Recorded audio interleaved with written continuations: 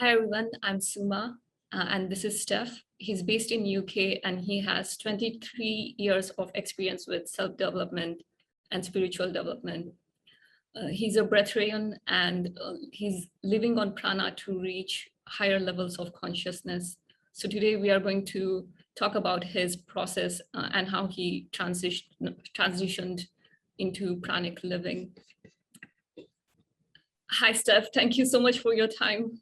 Yeah, hi, thank you for having me. I'm really honored. Yeah, thanks. Yeah, this is a really exciting opportunity to talk to someone who has actually been through this process. Mm-hmm. And I was looking at your website and I noticed that you had a background in IT. So I thought it would be really interesting to learn how you went from IT into spirituality Yeah. and how that led to Pranic Living. Okay. So I grew up in Holland, which you maybe hear from the accent. Did like a normal education, started working for an IT company, programming, and then went up through the ranks, becoming a project manager. And I think in 1996, my team leader at the time, he had some kind of spiritual awakening and he became a Reiki master after this. So I was good friends with him. So he said like, oh, you know, I can demonstrate what that's like. So I said, yeah, sure. So he puts his hands on me and I could feel this energy just flow in my body. And I was like, wow, it feels like I'm a battery being charged. And I was like, what? So you're telling me that anybody can learn how to do this? So me as well? He says, yeah, you can do a workshop one weekend. And I was like, well, I have to try this. That's really interesting. So then I did Reiki 1 course and that was the start. You know, then you got hooked and from there things developed really quickly for me. 3 months later, I did Reiki 2. Then there we were talking about spirit guides and things like this, past life, reincarnation. And one of the friends that I met, we felt there's a connection between us. And she invited me to go to a workshop to learn to write with your spirit guide through automatic writing. This is the same process that Neil Donald Walsh used for his books, Conversation with God. So I did that workshop and it started working straight away.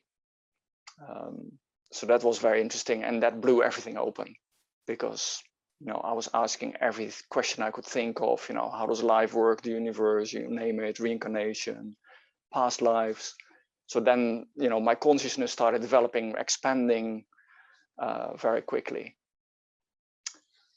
Yeah, so I started doing more and I sort of learned that I'm quite sensitive with energies. I can feel them really well and I can work with them quite well.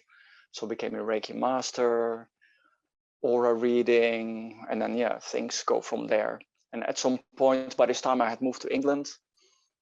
Yeah, more and more I felt that the business world didn't fit anymore. It was always so competitive and just profits, short-term thinking. And a few times I've seen companies that were really nice companies, really great atmosphere, being used as a cash cow and on all the, you know, just trying to squeeze maximum out of people and there was no place anymore for the nice things. So more and more I felt like, no, I need to make a change. So I started, I was already doing readings for people and healing and I just picked that up. And the living on prana thing, I think in the late 90s in Holland, I learned in magazines, this was before internet, I learned in magazines about a woman from Australia, Jess Marine, who was doing this. And I thought, wow, that's really far out, you know. But she was very thin and super, extremely spiritual, and it didn't resonate at that time. Fast forward in time, I'm now living in England, I got married, we had a daughter together. At some point we decided it was time to separate, so we ended the marriage. She's still one of my best, well, she's my best friend actually. So we had a very good ending of that relationship. But I started working on myself, like, okay, patterns in the relationship, dynamics that keep repeating itself. I wanted to get rid of this and I started clearing emotions. I was using a technique called the emotion code, where you use magnets. And what was happening is, as I was taking out these emotions that are stored from past events, I could literally feel myself get lighter and more free. So I went like, wow, this is amazing, you know. And I thought, I want to be clean. I want to be empty. I don't want anything from the past to be a trigger that if somebody just presses that point, then that triggers a kind of reaction inside of me. I want to be free of this. So I started going through my whole history, any event I could think of that had an emotional charge, and I started clearing that. And I started feeling lighter and lighter and better, more and more free. And then quite soon after this, that whole process, I think in 3 months' time, I cleared my whole history. And then I think about a month later, one night, this energy started coming through. And it was very, very strong. At that time, I was a bit freaked out, so I sort of blocked it. I was checking with my guides, like, what's happening here? And they said, like, yeah, okay, well, this is going to be big, but yeah, okay, it will happen at the right time. So maybe now is not the right time. So then a year later, this happened, and I had a very, very deep enlightenment experience. And yeah, maybe this is not the time to go really into the detail of that, but I had the first wave was pure emptiness, which was very strange because it was totally empty. And then 2 weeks later, I had complete bliss experience. And I could feel this energy coming in through my crown, through my whole body, like 10,000 volts, just raging through. That ignited Kundalini, then Kundalini went up, and explosions of bliss. And as I was in this state, I just knew things. So one of the things that came in was, yeah, of course you can live on prana. But it was like, duh, what were you thinking? Like, it was the most normal thing. But it's not like a mental process, but it was this deep knowing, you know, it's the knowing in the heart that this is absolutely, of course.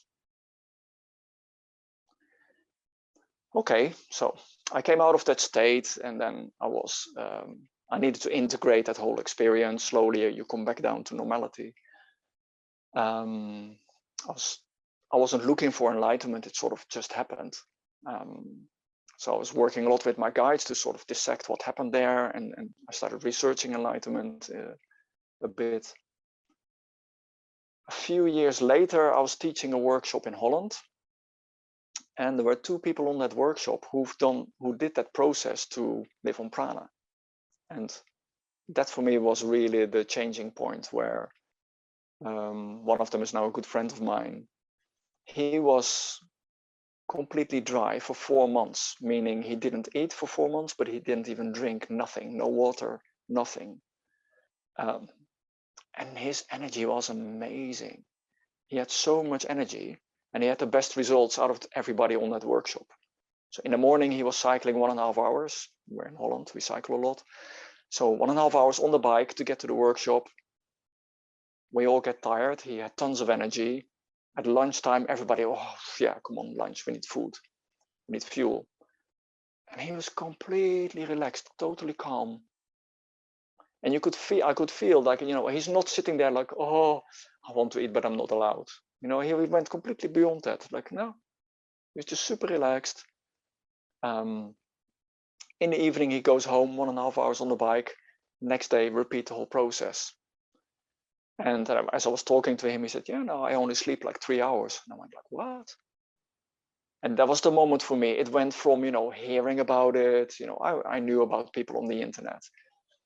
But to be with somebody and experience that state, and he's very normal, but just shifted to, yeah, live without food.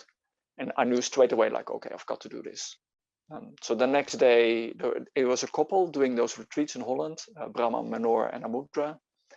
The next day, I reached out. The next day, I had a meeting with Amudra, and we were talking about this, and I had a real click with her. So I said, okay, the next workshop, I'm there. So that was in April. So in September, I went. This was September 2019. And yeah, did the process. And before you got serious about the process, did you have any fears, like about health concerns, or if you would lose a lot of weight? Did you have those fears? I mean, I prepared quite well in terms of, I looked about anything I could find on the internet, different teachers, interviews with people who had done that process. I mean, I'd spent time with these people myself. By this time, I knew Menor, I knew Amudra, I'd met them personally. So I was pretty relaxed on that front. And I was super excited, I was super motivated. What did happen for me is because I'm quite slim. There was a fear like, oh, I don't want to lose too much weight. That was my only kind of concern. It's logical you're going to lose some weight because as part of the process we do a 3-day dry fast, so no water, no food for 3 days. So yeah, you will lose in the transition, you will lose some weight, but yeah, that was my biggest fear. The only thing is, before I went, the day before I went, I remembered I live in England, so I was driving to Holland, and I was like, wow, I felt like I'm going to jump off this cliff. And no matter how much I try to prepare myself, I have no idea what I'm stepping into because it's such an unknown territory. I had done fast, water fasting for 2 days, 3 days, one time 7 days. So I knew that kind of experience, but to have nothing and the idea of I'm not going to eat anymore, that just sort of hit me the day before, like, whew. And I think, when we arrived, you get there, we had about 20 participants. And everybody was sort of excited, but there's also fear, it's there. It's such an unknown thing. Is it kind of advised to have some experience with fasting before anyone goes like long? In general, I would say yes, but then, there were people there who literally only found out about it a month ago when Menor was giving a talk, and something inside them just felt like, I've got to be there. And then they checked in with him. There was one space, and he checked in with that person, whether he thought that person would be ready for this. And he said, yeah, just come. So they literally only started the preparation 1 month before because it just resonated so deeply inside. And I think, it has to be that. It has to be really, I think if you do this from mind, from ego, with the ideas of, look, I'm going to show how great and how spiritual I am, you're going to hit the barriers. But it needs to really resonate deeply that this is the kind of lifestyle that you want to do. And how long was the whole process? When you went to the retreat, how many days or weeks was it? I mean, I started about a month before to prepare to start eating. Well, obviously, you first switch to vegetarian diet, which I was already doing. So that was easy. If people are smoking, no coffee, not any stimulants like this. Eating very lightly. And then to start do a detox before. So the 2 weeks before, I only had liquid food. So I would have some fruit porridge kind of thing in the morning. I would have a shake for lunch, and I would have a soup in the evening, so that your body is already really easy to digest. And the idea is that you don't want to get a detox effect while you are at the workshop itself, because so you can your system can just focus on the transition to prana rather than having to do a detox. So then you go to the retreat. The retreat was 8 days, and after 1 day we started with a 3-day dry fast. So that's sort of like a scary kind of moment. And there's a lot of, I had a lot of questions what that would be like. It's such an unknown territory, but it was actually much easier than I expected. Although I did lose like 1 kilo per day doing this. So you're sort of looking at the scales every morning like, oof, okay, another kilo gone. And you need to take it slow, because as your body doesn't get the nutrition, your blood pressure goes down, your heart rate goes up. It's trying to compensate. We had one person getting quite dizzy at some point. And on the 3rd day, I do remember walking from my bedroom to the communal space, which was maybe 20 meters. And I felt really exhausted when I got there. I was like, whew, I need to sit down. So it is, it's quite taxing. And then we did breath work, we did meditations, and that was going, once you got into that, it was absolutely fine. Kundalini yoga, quite strong, no problem. And what happens if it gets really intense for someone, if someone gets really dizzy and they just rest for a little while, and then they could continue. There was nobody who had to stop the program. And that's the thing, you know, this is not some kind of superhuman, you need to be some kind of yoga master, semi-enlightened before you can do this. If somebody is normally healthy, if you feel it resonates, then anybody can do this. And why we do the dry fast is you need to change your belief system. That's actually the biggest part. Well, there's two things.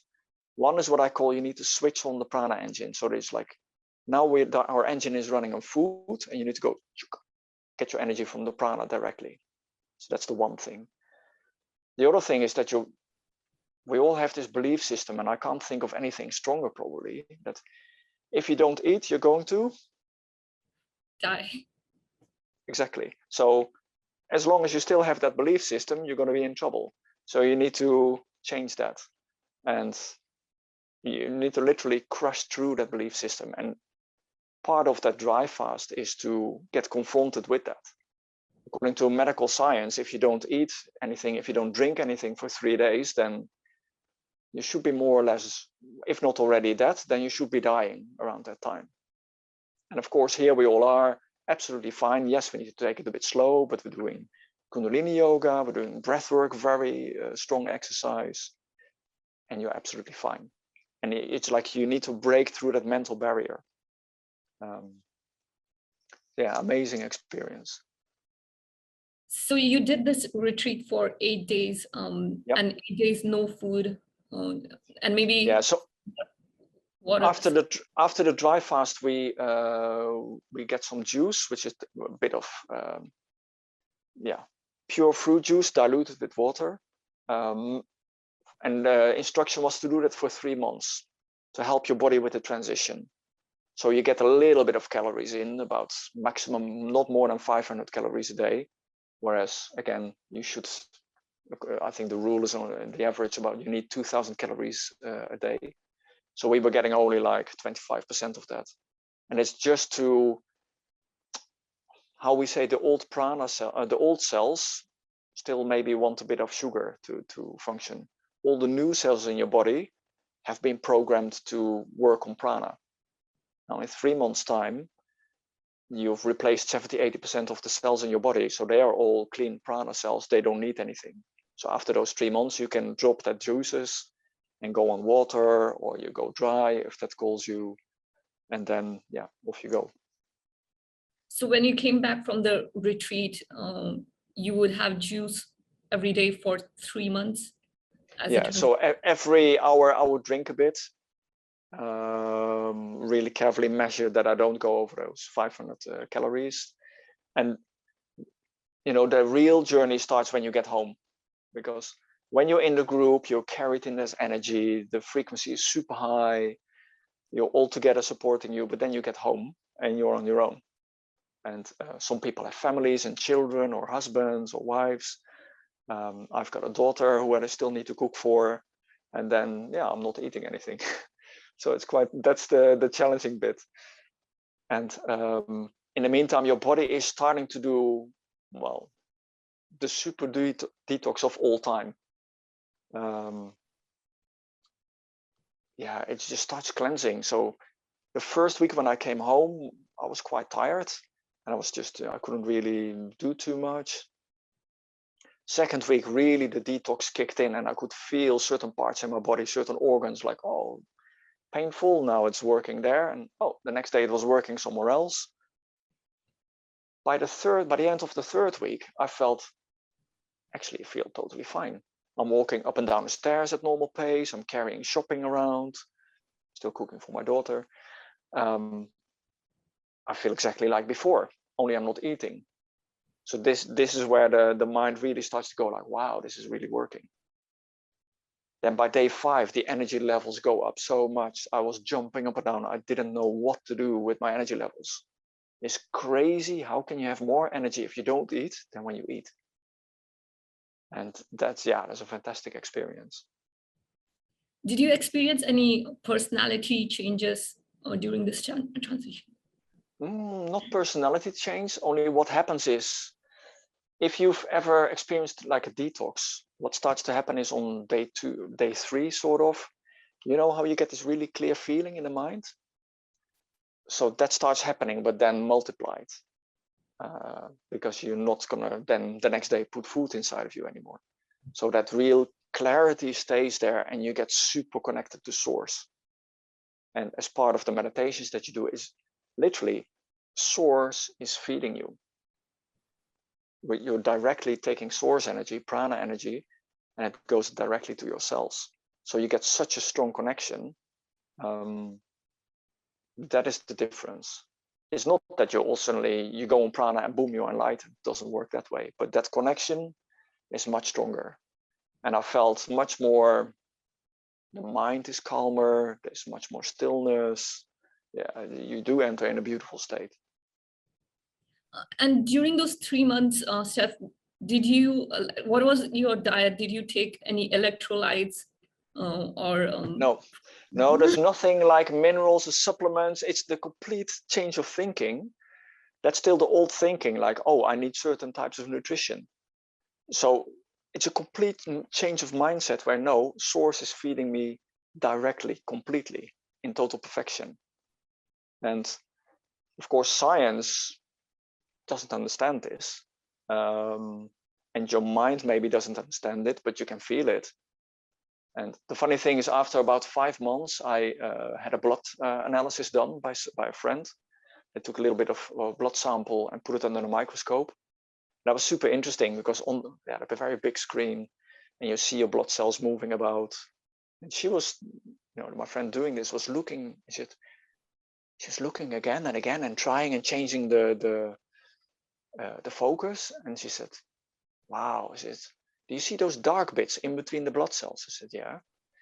She says, "Normally, everybody's got parasites. Everybody has parasites that are swimming in between. There was nothing." And she says, "I've never, ever seen this." So she got her partner who's got more experience with this. He says, in 10 years, I've never, ever come across anybody like this.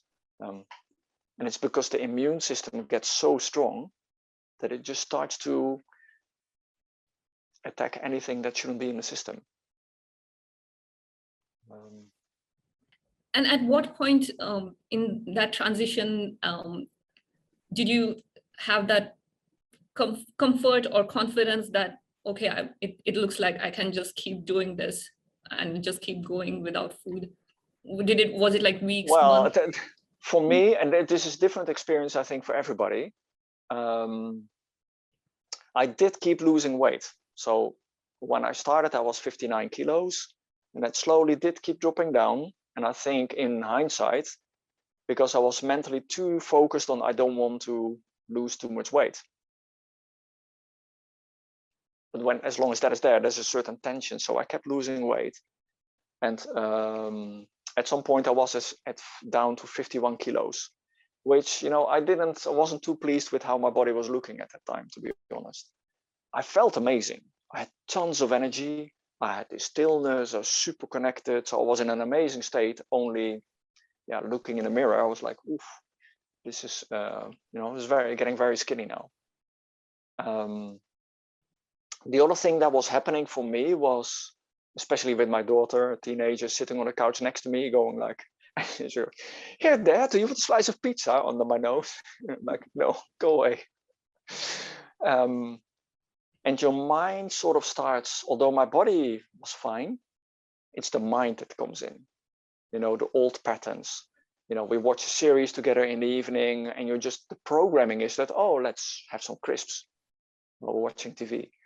And you need to get rid of that kind of impulses. And the craving that comes is, funny enough, it's not for nice salads or healthy food. And I think most people were reporting the same thing. I started getting enormous cravings for junk food, fries with mayonnaise, really unhealthy stuff. which was sort of hilarious because normally that's not really my diet. So there came a point where I stopped. They did say that, you know, when after 3 months you can, if you want to, you need to then find a balance what works for you in terms of, are you really not going to eat at all, or maybe sometimes a little bit, or everybody needs to find their way, also depending on the social circumstances. So for example, the two teachers, Amudra has absolutely nothing during the week, just water. But at the weekend, she will eat a meal, especially, for example, if she visits her parents, she will just join in and have a meal. Manor is the other side of the spectrum. He's completely, most of the time, completely dry. Sometimes drinks a bit, maybe a cup of coffee once in a while, and then his system just takes it out as quickly as possible again. Yeah, you know, and everybody needs to find their way with this. So I found that after about 2.5 months, I was really starting to battle with my mind, like, oh, I have this craving to taste something. To have not any taste experience for 3 months is, you know, by that time, I think I didn't have a meal for, about 3 months already. And these cravings were getting stronger and I was fighting with myself. And I thought, yeah, okay, you know what? So I gave myself permission to have a taste experience. And that was super interesting. So I remember the first time when I took pizza. I had a little bite of pizza. And initially it was like, oh, so nice. But then I started chewing and you got so sensitive. Then I thought, oh, this doughy ball in my mouth. What am I doing? So I spit it out again. Done with pizza. Then the next day or the next time when she had some fries, same thing. Okay, I'm going to taste some fries. Just one. One was okay. But the second I had the same thing, like, what am I putting in my body? So, and then I was fine. And I think as I relaxed, slowly my weight started going up. So once in a while, in that phase, once in a while I would eat something. So I developed some kind of routine where in the morning I would have a cup of coffee with a croissant. Not every day, but sometimes. And that would be the only thing I ate during the day. But I really enjoyed that kind of ritual and that little taste experience, a little bit of butter on top. Great. And I think I did that for about,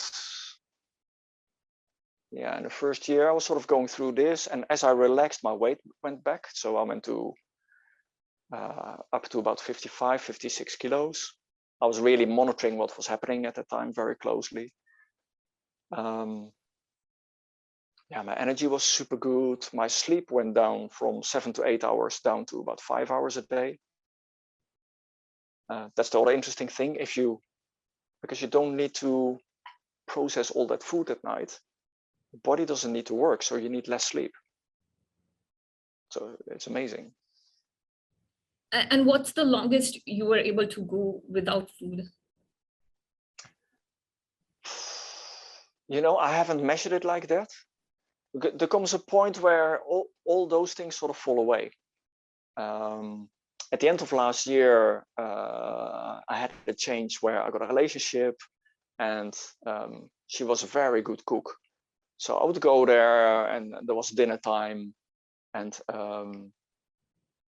it's a bit strange, you know, when you're then sitting there just drinking a cup of tea or a glass of water. So, and it smells really nice. I said, "Are you sure you don't want to taste it?" Okay, so I had a one spoon, and it was really delicious. She said, "Oh, shall I give you a little plate?" And she was so happy when I ate a little bit, and when I went like, "Wow, this tastes amazing," she felt really, it was a sign, a love language. So slowly I went back to eating through this. I'm not blaming her for this, it was my decision. And at some point I thought, it's fine. Just let it go, just enjoy this. A few months later, that relationship ended. And then, actually very naturally, I went back to the prana. I didn't set like, okay, now I'm going to do rigid regime to get back. It sort of happened. And I started listening to my body. What does my body actually want? And I started noticing that anytime when I ate something, I would feel worse after. So then why am I doing it? So then automatically that started reducing. And then also the mind craving started really going down. So now, yeah, I'm just mainly drinking. Sometimes I taste something. Let's say if I go to a party and they have food, then I just taste a little bit to have the taste experience really nice, and that's it. But no meals. The craving for snacks is getting less and less. Sometimes I still have a tiny bit, but it's 90% of the days I'm just drinking. And also, it's not that I'm needing juices or anything like this. I enjoy a cup of coffee in the morning. That's more out of habit, I think, still. Then it's water, sometimes a cup of tea, just have some bit of taste experience. But yeah, it goes very smoothly now, very easily.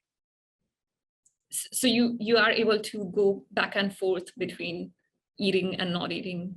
Yeah, and that's quite nice. It's I don't have to prove anything to myself. There is no stress in my system. I don't feel guilty if I go to a party and I taste some things. It's what we call food freedom. So if you want to have the experience of food for the taste, and that's the difference. It's not because you're hungry and you need something, because the hunger just goes. Yeah, you can have a taste experience from time to time if you want to, but otherwise you don't need it. And it's a total freedom to just. But I feel better if I don't eat.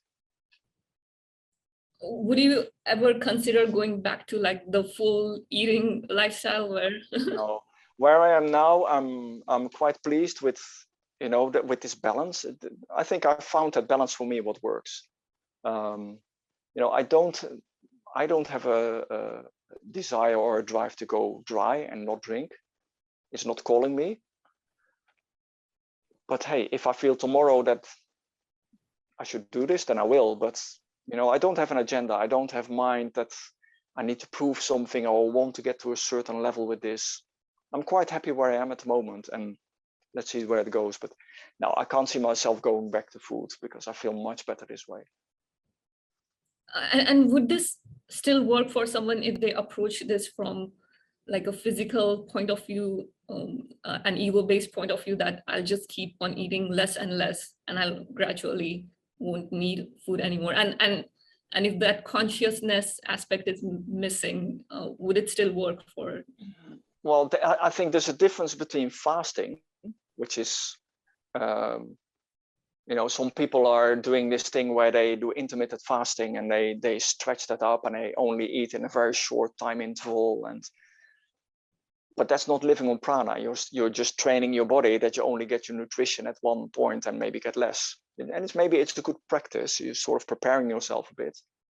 But there is a definite change in consciousness where you're just completely letting go of any idea of needing food or minerals or supplements or any of this stuff, and you let yourself completely be fed by source. And you can feel it in the transition. I could clearly feel it the moment when that switch goes over, what we call the prana engine goes on. I could feel it. I woke up in the night and I could feel all this energy rushing through my body. And I was like, wow. And that was 3 a.m. and I didn't sleep the rest of the night because all this energy started coming in. And it's limitless. And for you, what was like the biggest benefit you would say you experienced because of this transition? A few things. I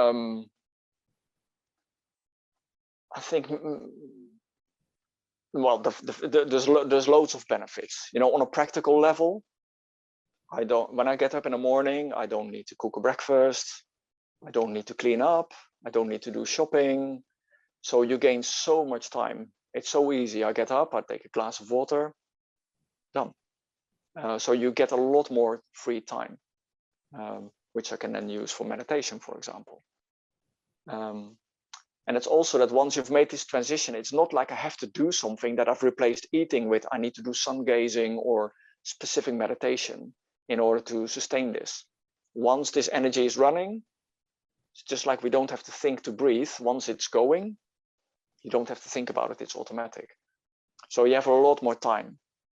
It means a lot of freedom. If you travel, in the past I would be thinking of, where can I find maybe a good shop for healthy food or good restaurants? All that is not necessary. So it gives a lot of freedom.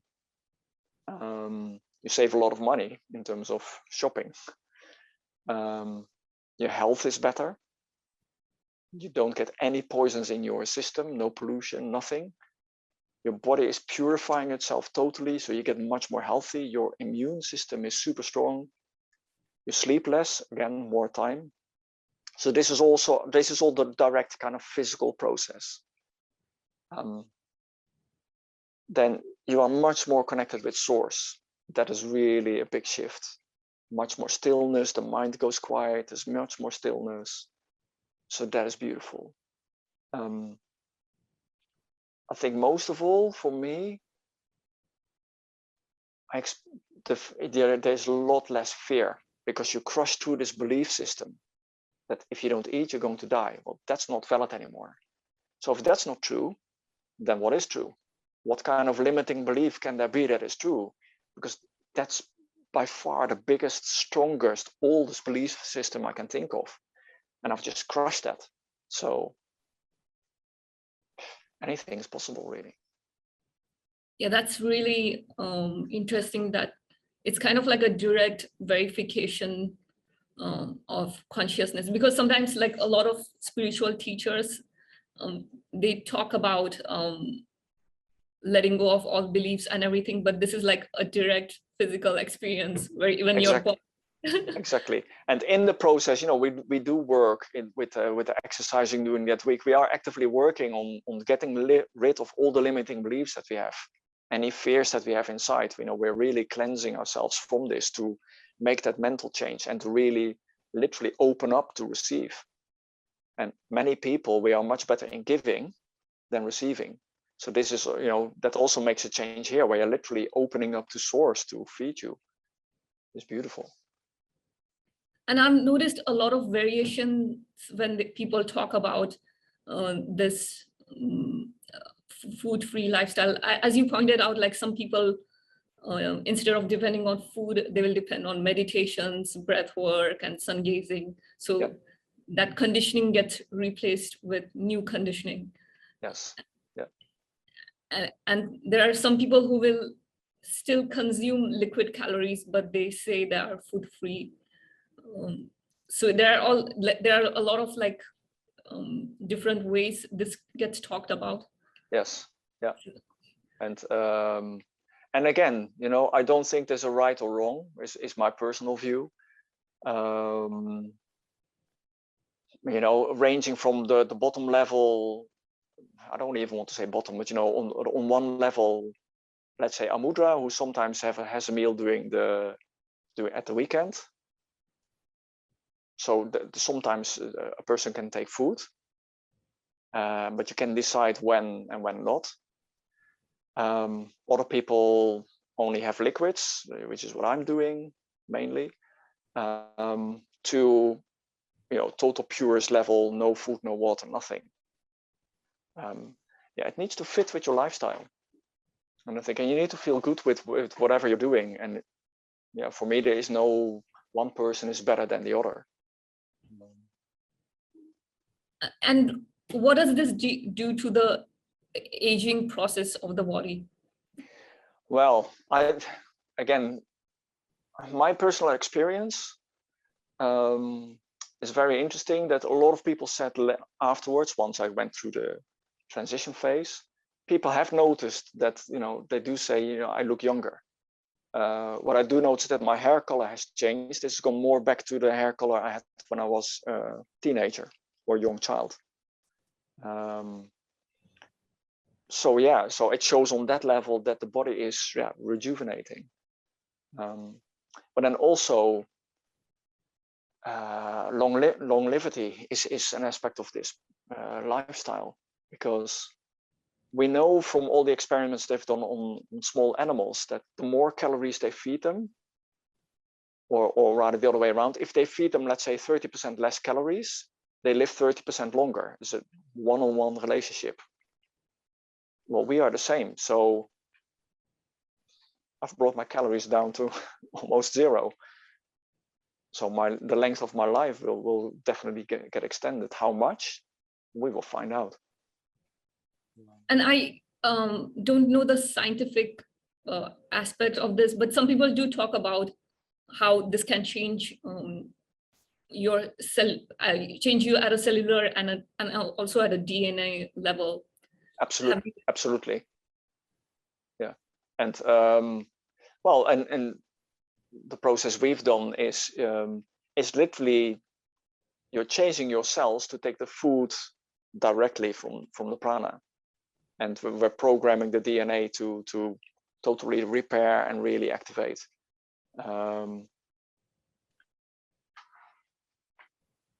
Yeah, and it's, you know, for me this all links into, well, it was funny when I was in that enlightened state, like I mentioned in the beginning. One thing I got was, yeah, of course you can live on prana. The second thing that came in was, yeah, of course you can live to be 150, 200 years old. Like you hear some masters in the East have reached this. And again, that was like, yeah, absolutely. And I think that this is one of the aspects of getting to that. And again, it's just mindset. I mean, when I was in that state, I was asking, well, my mind came up with the question like, okay, if this is possible, then why do we die when we get 90, 100 years old? And straight away, what came in was like, it's just collective consciousness. So if we totally believe that you're going to get 150, 200 years old, then that's what will happen. So I started working with this. So when I turned 50, I noticed that there was some thought process happening where I was thinking like, you know, I'm sort of halfway now.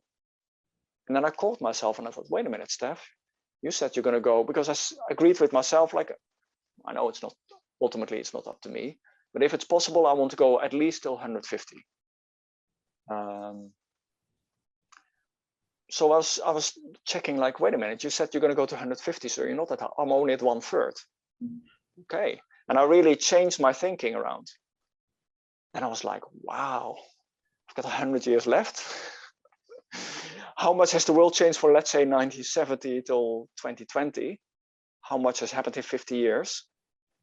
Everything is speeding up. Another 50 years, where will we be on the planet? And then another 50 years later, mind blown. I can't even go there. I think a lot of modern spiritual teachers, they would say something like, just because if someone is able to live without food doesn't mean they are enlightened, and vice versa. If someone is enlightened, doesn't mean they can live without food. Have you noticed some things like that when interacting with people yeah, no, I think from everybody that I've met, it's not that they went on prana and now they are enlightened. You know, this is just another step in our development. And yeah, I mean, I have made a shift this year, but that's not because I'm on prana. It's just because of all the energetic work that I've been doing and the energy that is coming in. I do feel I'm not saying I'm enlightened, but I can feel that a definite shift has happened where a different level of consciousness is now there most of the time. But not as a result of going on prana. But yeah, it will help because in a way, you know, I do follow Buddhist practices. I think that is what is bringing me further on the journey. And how they explain it is that it's all about purification of energy, purification of consciousness, because energy and consciousness are one-on-one directly linked. So yeah, living on prana, it does bring about a lot of purification. So it's going to help in the journey. When you were new, like, I don't know if you experienced this, but a lot of spiritual teachers also kind of caution from like they say like these abilities are kind of like distraction, one should not go after them, and they kind of dismiss them. Was it confusing for you when you started getting into this and started getting your own sort of direct verification? It's because it kind of like it's not contradictory, but it kind of questions some of these spiritual teachings that are out there in the mainstream world. Yeah, well, I would agree with those teachings. Actually, you know, it's not about, let's say in general, you know, if the cities are a path, I mean, there are loads of people who are psychic. They can communicate. They have telepathy. They can communicate with spirits, etc. And yeah, you quite clearly they are not enlightened yet. So it's not because you've got certain abilities that it means, hey, you're, you know, getting enlightened. And yeah, you know, I got these teachings as well. I received those same teachings. Buddhist view is the same. That yeah, it can be a major distraction because it can inflate your ego. Like, oh, look at me, now I can do this. And I think that for myself, yeah, you know, I didn't do this to prove anything to anybody. It's something that I felt that calling inside, that's what I wanted to do. And I don't consider myself better than a person who's eating. It's just different. And yeah, it would be nice to have more people like me around me. In England, where in the south of England, I don't know anybody else who lives this way. So, you know, it's just really me doing it on my own here. In Holland by now, they've got a group of about 150, 200 people who've done this transition. So there's a lot of support available. But, you know, the path to enlightenment for me is about, you know, it's purifying your energy, purifying your consciousness, and just keep going at it, keep going with it. And when after the experience I had, the insight that I got is I experienced the enlightenment on a very energetic level. And this is where I think I'm different from teachers like, let's say, an Adyashanti or a Mooji, who are approaching this from the mind. Krishnamurti was the same. And then the teaching becomes a mind exercise of dropping the mind and seeing yourself, etc. I experienced that state very energetically. So when I was in that state, what happened is, and I can maybe show you this. I had this, I could see, like with my inner vision, I could see this, you know, the circle around me. And then around the head, there's a smaller circle like this, which you can see on that picture behind me. And whenever I saw these Buddhist images, I always thought this was like a metaphor for the kind of beautiful, tranquil state that you are in when you're in that Buddha state. And then I realized, like, wow, this is a physical, direct representation of the energy, what happens around you. And on some images, you see these crinkly lines going out. I could see that happening. When you see here the sort of flowers at the bottom, you know, the lotus petals, that is actually the Kundalini field, which is on a horizontal level, that is gently activated, but it's on the horizontal plane. You wouldn't see that on a two-dimensional picture. That's why they show the petals in this way. So all this stuff was happening around me. And when I was integrating that experience, the insight that I got was that while I was asking the question actually to my guides, like, okay, how did that happen? You know, what brought this about? And what I explained was, because I was so emptying myself, clearing all these emotions, I created so much space inside that the bliss can come in. So I had a very interesting experience. The first phase was total emptiness, and the second experience was total bliss. So I actually wrote a book later called Emptiness and Bliss. And one of the main insights of that is that the more you empty yourself, the bliss can come in. The bliss is, well, your soul energy and source energy. There's a difference between those two. That actually always wants to come in for everybody. Only often is no space, because if it wants to come in, at first it gets hit by this energy field of the mind. And that's often very strong. And whatever can sort of penetrate through this, then gets hit by the energy field of the body and the heaviness of the body and all this energy that we store from the past. So the more we can clean this, the more we can purify this, the more space we create, the more emptiness there is inside, the more bliss can come in. And this is what happened to me, that slowly this bliss started coming in. And at some point, it's like, you know, the dam that breaks when water starts flowing through, and at some point this dam bursts, and then boom, it just comes crashing down. And that's that big bliss explosion that I experienced. Yeah, I think usually, like, when with a lot of modern teachers, it tends to be like dropping off constraints at the mind level. Like this can penetrate at the body level too. Even body can slowly Yes. drop some of these constraints. Yes. And my experience was, before that happened, the more I was releasing emotions, the more I was cleaning up my body and opening up the body.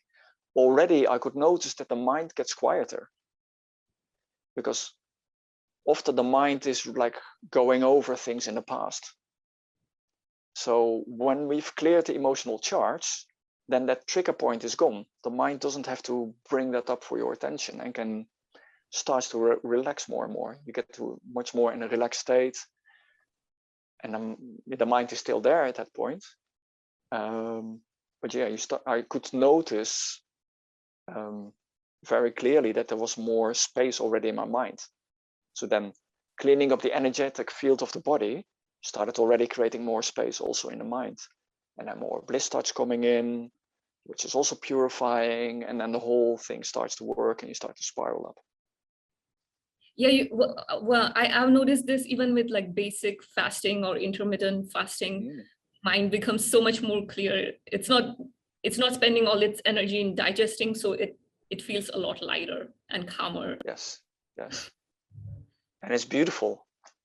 Yeah, it's really it's one of the most, like, for me personally, it's one of the most detoxifying tools I've experienced. Yes, totally. And so can you imagine, now you've done this for a few days, maybe if you do this for a few months, can you imagine how deep that detox goes? It goes everywhere in the whole body. And a lot of people have reported enormous healing that has happened from this. I mean, everybody on the physical level. I mean, everybody has leaky gut syndromes. And some people actually came to that retreat because they've been struggling with issues like this, with digestion issues for years and years. Nothing was working. And it sort of, they felt like, well, maybe this can help me.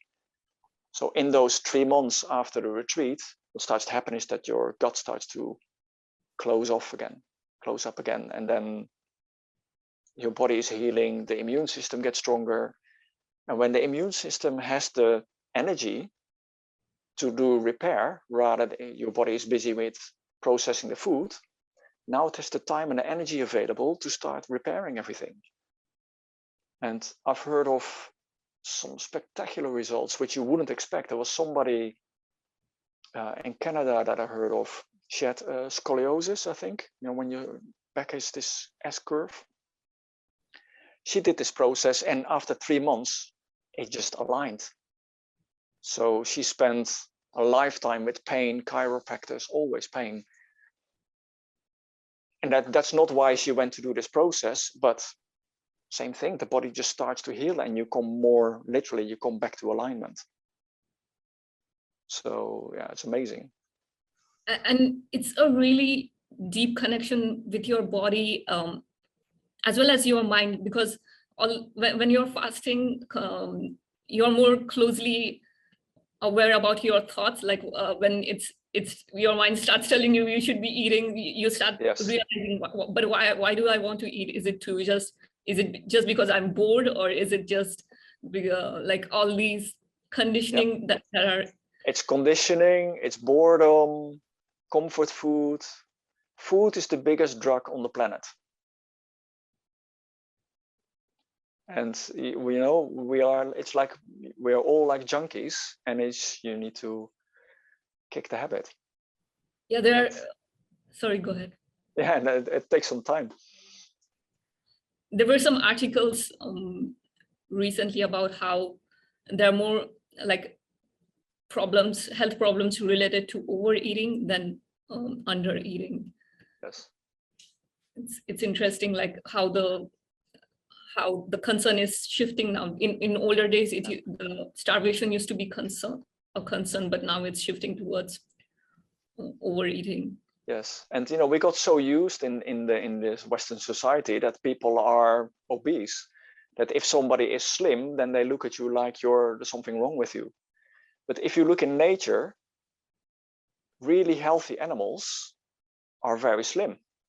They don't carry any excess fat with them. They've got muscles and they're very slim, but they're super healthy. So nature is showing us. How do you see this unfolding over in near future? Do you think this will still be seen as like a mumbo jumbo for a long time, or would it start coming into the mainstream world? I think living on Prana or Breatharianism is going to be the next vegan. I think in 10 years time, there will be much more people doing this. I think some countries will go faster than others. I see in Holland, it's really taking off, where they're reaching a sort of, well, yeah, it's not quite critical mass, about 200 people. But those 200 people who are all on some kind of spiritual journey, they know other people on the spiritual path. So almost anybody in Holland who on the spiritual journey will meet people that are living on prana. And so it starts to shift the consciousness. And I can see that the interest is enormous. Menor has been on primetime TV in Holland on the most watched TV show at 9 o'clock in the evening. And he was talking about this.